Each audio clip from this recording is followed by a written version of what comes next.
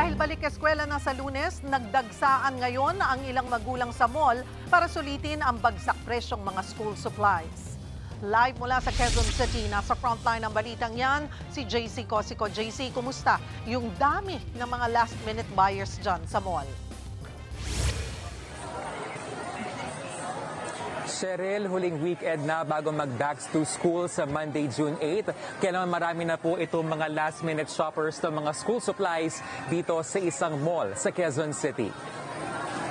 Available nga itong mga school packs na ibinebenta rito na kumpleto po sa notebook, crayons, lapis, pad paper at iba pa for only 199 pesos. Meron din yung mga may kasama ng bag for only 399 pesos. Pwede ring magpagawa ng personalized bag tags na hanggang 300 pesos po ang presyo, depende sa dami ng letra.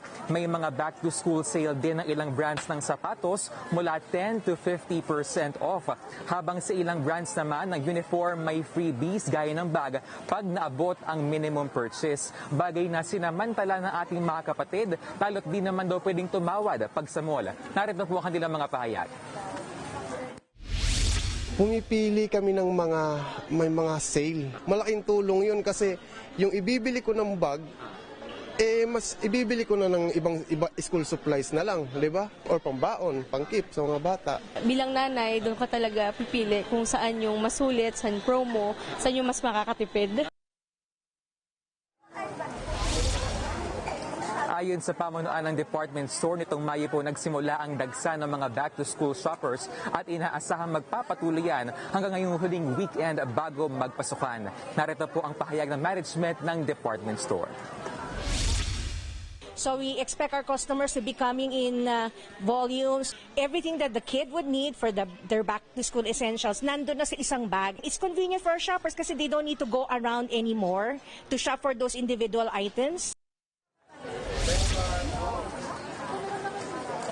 Cheryl, sa ngayon nga, we are here sa may stationary area nito po ng DEP store at kapansin-pansin po na mas marami na yung mga tao po rito kumpara kanina at kasama rin ng mga mommies yung kanilang mga chikiting sa pagsha-shopping.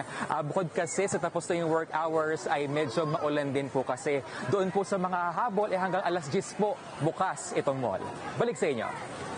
Maraming salamat, JC Cosico. Mga kapatid, Cheryl Cosing po.